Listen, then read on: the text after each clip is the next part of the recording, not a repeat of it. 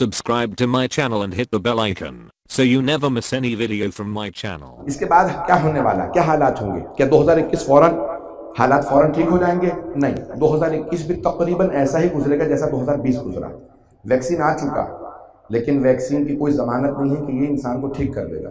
اور پھر کس کمپنی کا، کس میڈیسن کمپنی کا آپ ویکسین لگوا رہے ہیں، یہ انجیکشن لگوا رہے ہیں، اس پہ خود ایک پوری بحث ہے۔ اور یہ پاکستان میں نہیں ہے، یورپ امریکہ میں جا کے دیکھ لیجیے۔ ہالینڈ کی 87,000 نرسوں نے انکار کر دیا، ہم گنی پگ نہیں ہیں، ہم یہ ویکسین نہیں لگوائیں گے۔ کبھی آپ سارے کرونا وائرسوں کی دیکھ بھال کر رہی ہیں، لگوا لیجیے سب، نہیں یہ انجیکشن ہمیں نہیں لگے گا۔ جب تک ضمانت نہیں دیتے کہ اس کے بعد کرونا وائرس نہیں ہوگا تب تک ہم نہیں لگوائیں گے۔ کا ضمانت کوئی نہیں دے سکتا، جب ضمانت نہیں دے رہے ہو تو پھر انجیکشن کس بات کا؟ یہ جتنی بڑی بڑی باتیں ہو رہی ہیں تو یہ 2021 بھی انہی حالات سے گزرے گا۔ اقتصادی حالات اور بدتر ہوں گے۔ غریب ممالک کے اندر بہت سے کھانے پینے کی اشیاء خوردونوش اس میں قلت آ جائے گی اور قیمتیں بہت زیادہ بڑھ بھی سکتی ہیں۔ میں کچھ سا باتیں نہیں کہنا چاہتا، نہ پریشان کرنا چاہتا ہوں، صرف آپ کو سکھانا چاہتا ہوں کہ اپنے آپ کو تیار رکھیں۔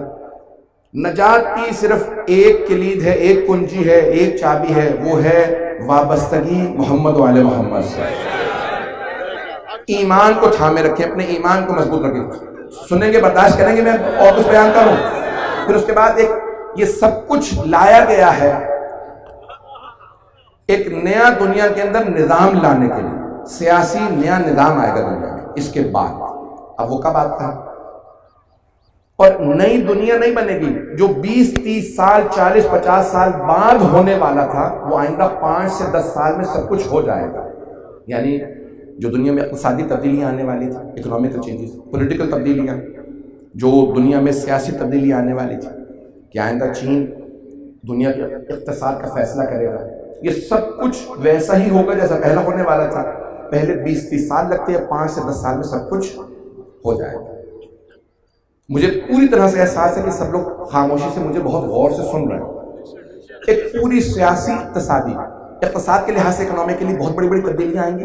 میں کوئی لیکچر نہیں دے رہا ہوں، کبھی کوئی سیمینار موقع ملا تو پیش کروں گا۔ یہ نوٹ، کرنسی، سکے ختم ہو جائیں گے، کرپٹو کرنسی یا خود ڈیجیٹل کرنسی یا الیکٹرانک کرنسی آ جائے گی۔ پوری دنیا میں ایک ہی کرنسی ہوگی اور وہ آئندہ چین رن کرے گا، چائنا کے ہاتھ میں اس کا اقتصادی ہو۔ کوئی بات نہیں، کسی کو بھی چلنے دیں، ٹیلی فونوں کو کوئی مسئلہ نہیں ہے، یہ صرف اور صرف یہ خاص کلپ بن رہا ہے۔ اگر بند کرنے کے لیے کہتے ہیں انتظامیہ کے ساتھ کوآپریٹ کیجیے گا، بہت سے کیمرے لگے ہیں، کوئی مسئلہ نہیں ہے، مجھے سنتے رہیے گا۔ توجہ ہے میرے ساتھ میں بھی جاری رکھوں، بولتا رہوں اس موضوع کو۔ اعزان گرامی، نئی کرنسیاں آئیں گی، یہ سب نوٹ وغیرہ ختم ہو جائیں گے، ایک کرنسی رائج ہوگی دنیا بھر کے اندر۔ آئندہ 5 سے 10 سال میں سب کچھ ہو جائے گا۔ 5 سے 10 سال میں یہ سب نئی کرنسیاں لے آئیں گے۔ چین ان کا، چائنا فیصلہ کرے گا۔ پاکستان کو ایک لحاظ سے فائدہ ہوگا کیونکہ اس کا الحاق اور اتحاد اب چین کے ساتھ ہے۔ جو حالات تھوڑے بہت خراب ہو رہے ہیں وہ پاکستان نے اپنا قبلہ بدلا ہے، مجھے پرواہ نہیں ہے۔ تو جو قبلہ و کعبہ تھا پاکستان کا وہ محترم امریکہ صاحب تھا، اور اب جو ہے وہ چین ہو جائے گا، تو اس کے بعد کچھ سیاسی تبدیلیاں آئیں گی۔ میں زیادہ پریشان کر رہا ہوں؟ اب پاکستان کو فائدہ ہوگا چین کے ساتھ ہونے کا، راہداری بنے گی پورے ملک کے اندر، سڑکوں کے جال بچ جائیں گے، نئی ایئر لائنیں بھی آئیں گی، سفر بدل جائیں گے۔ چین نے کہا ہے کہ ہم پوری دنیا سے 1 روڈ 1 بیلٹ، ایک سلک روڈ کا جو تصور دیا ہے، ابرائے ریشم جو پوری سڑک بنے گی وہ بنائے گا۔ پوری دنیا میں بہت تیز ٹرینوں کا نظام لے کے آئے گا چائنا۔ آئندہ کاریں آہستہ آہستہ ڈرائیوروں کے بغیر چلیں گی۔ میں نے خود کئی ممالک کے اندر دیکھنا شروع کیا کہ کاریں آنا شروع ہو گئی، آٹونومس کار کہتے ہیں۔ آپ اس میں صرف ایڈریس ڈال دیں، پتہ ڈال دیں، پہنچا دے گی۔ آئندہ لوگ گاڑیاں خریدا نہیں کریں گے، آئندہ لوگ گاڑیاں نہیں خریدیں گے۔ جرمنی میں یہ ابھی شروع ہو چکا ہے۔ میں جب جرمنی گیا ہوں تو میں نے خود دیکھا ہے کہ آپ ایئرپورٹ سے اترے، ایک صاحب مجھے لینے آئے، میں نے ان سے کہا بھائی سامان آپ نے لے لیا ہے؟ چل چل کے تھک گیا ہوں، کہاں جا رہے ہیں؟ کہا بھائی گاڑی دور ہے۔ انہوں نے موبائل نکالا، گاڑی پہ لگایا، دروازہ کھل گیا۔ یہ کیا ہے؟ کہا مولانا گاڑی میری نہیں ہے، میں نے ہائر کی ہے، فون پہ کوڈ موجود ہے، لگایا ہے، دروازہ کھل گیا۔ اندر چابی موجود ہے، اسٹارٹ کی، الیکٹرک جو لگا ہوا تھا اس کے اوپر میٹر، اس کو فوراً اتارا، جس جگہ پہ مجھے لے کے جانا تھا وہاں اتارا، سامنے پارکنگ موجود تھی وہاں پہ گاڑی پارک کر دی۔ آئندہ لوگ گاڑیاں نہیں خریدیں گے، اس طرح سے گاڑیاں چلیں گی بغیر ڈرائیور کے۔ دنیا کے اندر ہر 10,000 میں سے ایک گاڑی کا حادثہ ہوتا ہے، آئندہ وہ چیلنج کر رہے ہیں ہر 10 لاکھ میں ایک گاڑی کا حادثہ ہوگا۔ پریشان ہو گئے؟ اب تھوڑا سا اور پریشان ہو جائے، اور لوگ تنگ کنجسٹڈ آبادیوں میں نہیں رہیں گے، دور دور چلے جائیں گے۔ ابھی نئی جو ٹیکنالوجی آ رہی ہے، جو مختلف ایپس لائے جا رہے ہیں جیسے زوم ہے، آہستہ آہستہ سب چیزیں، نوکریاں، ملازمتیں سب کچھ کمپیوٹرائز ہو جائیں گی۔ لوگ باقاعدہ اپنے ایپ کے ذریعے، اپنے فون کے ذریعے، اپنے کمپیوٹر کے ذریعے، لیپ ٹاپ کے ذریعے اپنے سارے کے سارے کام کریں گے۔ پڑھائی بھی وہیں ہوگی اور تعلیم بھی وہیں ہوگی، نوکریاں بھی وہیں ہوگی، بہت زیادہ۔ 80% ایسی نوکریاں ایجاد ہوں گی جو ابھی نہیں ہیں آئندہ 5 سے 10 سال میں۔ جیسے اب سے 30 سال پہلے، پریشان اگر ہو رہے ہیں تو مجھ سے سن لیجئے، میں نے وعدہ کیا تھا۔ اب سے 30 سال پہلے اگر کوئی کہتا کہ کوڈک کمپنی تھی جاپان کی، فلم بناتے تھے، کیمرے ہوتے تھے جس کے اندر، اب نئے بچے نہیں سمجھے گے، پرانے والے سمجھ سکتے ہیں حضرات، کیمرہ ہوتا تھا اور اس کیمرے کے اندر فلم ڈلتی تھی، اسے فلم کہا جاتا تھا، ریل ہوتی تھی، تصویریں لیتے تھے، وہ ریل باقاعدہ تصویریں چھاپنے کے لیے لیبارٹری جاتی تھی، پھر باقاعدہ تصویریں نکالی جاتی تھی۔ پوری دنیا میں 80-90% سے زیادہ ریلیں کوڈک کمپنی تھی جاپان کی، وہ باقاعدہ ایجاد کرتے تھے۔ کچھ اور کمپنیاں بھی تھیں، امیر ترین کمپنیوں میں تھی۔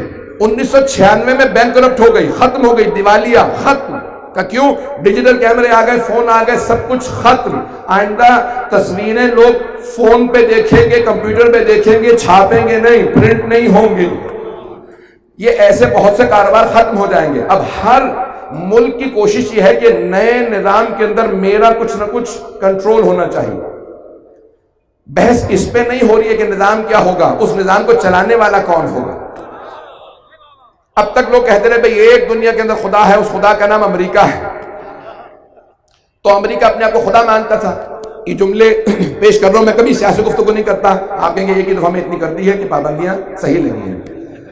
تو ایسا نہیں گرامی، پرانے زمانے میں تھے نمرود، فرعون، وہ کہتے تھے انا ربکم الاعلی، قرآن اٹھا کے دیکھیے، اپنی زبان سے کہتے تھے انا رب، میں تمہارا رب ہوں، پالنے والا ہوں۔ اب کہتے نہیں ہیں لیکن حرکتیں وہی ہیں جو فرعون کی تھی۔ ہمیں نہیں مانو گے تو ڈرون سے حملہ کریں گے، ایٹم بم کی دھمکی دیں گے، نہ جانے کیا کچھ ہوگا۔ اب یہ سارا ایک نیا اقتصادی نظام آ رہا ہے دنیا کے اندر، سب چیزیں تبدیل ہو جائیں گی۔ بس میں اسی پہ اکتفا کروں گا، شاید میں نے بہت زیادہ پریشان کیا۔ ان تمام چیزوں کے اندر امریکہ میں جو امیر ترین لوگ ہیں، ایک آدھ کا نام لینا میرے لیے شاید مناسب نہ ہو کیونکہ میرے پہ کافی پابندیاں سو کبھی کئی ممالک میں ویزوں پہ ہیں۔ دنیا کے امیر ترین آدمیوں سے ایک آدمی ہے جس کی بہت بڑی کمپنیاں ہیں۔ پچھلے 20 سال سے وہ اور اس جیسے لوگ بحث کر رہے ہیں کہ دنیا کی آبادی کبھی بھی 7 ارب سے زیادہ نہیں ہوئی۔ دنیا کی ہمیشہ آبادی بڑھتی رہی ہے اور پھر کم ہوتی رہی، بڑھتی تھی، جنگیں ہوتی، وبائیں پھیلتی، وبائیں ہر 50 60 70 80 100 سال بعد وبائیں آتی رہی ہیں دنیا میں۔ اور تعاون کتنی دفعہ آیا ہے گزشتہ 500 سال میں، یورپ میں، امریکہ، ایشیا، افریقہ میں، امریکہ میں، جو لوگ مر گئے، میزلز آئے، نہ جانے کون کون سی بیماریاں کہ لوگ ان سے مرے۔ سنیں گے؟ تو جانے گرامی تمام بیماریوں سے لوگ مرتے ہیں، سب کچھ ہوتا ہے۔ تو اب وہاں ایک امریکہ میں بحثیں چل رہی تھی، میں 1998 سے 1998 سے میں امریکہ مسلسل جا رہا ہوں مجالس کے اندر، تو علمی حلقوں میں بحث وہاں پہ چلتی تھی کہ دنیا کی آبادی بہت زیادہ بڑھ گئی ہے، ہمیں دنیا کی 70% آبادی کم کرنے کی ضرورت ہے کیونکہ زمین پہ وسائل نہیں۔ تو وہاں پہ جو خدا کو نہیں نہ مانتا، وہ نہ اسے رزاق مانتا ہے، نہ اسے کریم مانتا ہے، نہ اسے ستار مانتا ہے، تو اللہ عطا کرنے والا ہے۔ میں نے زحمت کو تمام کیا، میں جناب سیدہ سے متعلق چند جملے پیش کروں تو یہ تمام وہ چیزیں کہتے تھے 70% آبادی کم کرو۔ آبادی کم کرنے کے طریقے کیا ہیں؟ جنگیں، وبائیں اور بہت سی چیزیں جو ممبر کے لائق نہیں ہے کہ ان کو یہاں سے بیان کیا جائے، کہ دنیا میں لوگ شادیاں نہ کریں تاکہ اولادیں نہ ہوں، اور بہت سی اخلاقی بیماریاں جو دنیا میں رائج کی گئیں تاکہ دنیا کی آبادی کو قابو کیا جائے۔ آبادی زیادہ کہاں پڑ رہی ہے؟ ایشیا کے کچھ ممالک میں اور افریقہ میں، تو ان ملکوں میں زیادہ بیماریاں ہونی چاہیے۔ بیماریوں کے علاوہ ان کے اقتصاد کو خراب کرنا چاہیے، حکمرانوں کو خریدنا چاہیے کہ ان کو تعلیم نہ دیں، یہ اتنے کمزور ہوں کہ جو ہم جو کہتے ہیں وہ مانیں، ان کو اتنا کمزور کر دیں اگر امریکہ کے اندر گندم کی کاشت زیادہ ہو جائے تو افریقہ کے لوگ بھیک مانگتے رہیں کہ گندم زیادہ ہو گئی ہے. یہ 4000 ٹن 4 لاکھ ٹن گندم جو زیادہ ہوئی ہے ہمیں دے دو، ہم بھوکے ہیں. تو کہا نہیں، گندم کی قیمت کم ہو جائے گی، سمندر میں ڈال دو، کھلائیں گے نہیں. یہ جتنا دودھ یا پنیر زیادہ ہوا سب سمندر میں بحر اقیانوس میں گرا دیا جائے، لیکن ہم قیمتوں کو اپنے قابو میں رکھیں گے. میں نے آج سب کچھ کہہ دیا. عزیزان گرامی، جب جناب امیر نے کہا ہے کہ حق کو لوگوں تک پہنچانا ہم پہ لازم و ضروری ہے، تو ایسے بہت سے اور مسائل ہیں. زندگی نہیں موقع ملا تو کل کچھ مکمل کروں گا باتوں کو. آج جناب سیدہ کی میں بات کو آگے پہنچا دوں فضائل کو. اگر مجمع پھر بھی سننا چاہ رہا ہے تو باوال بلند صلوات.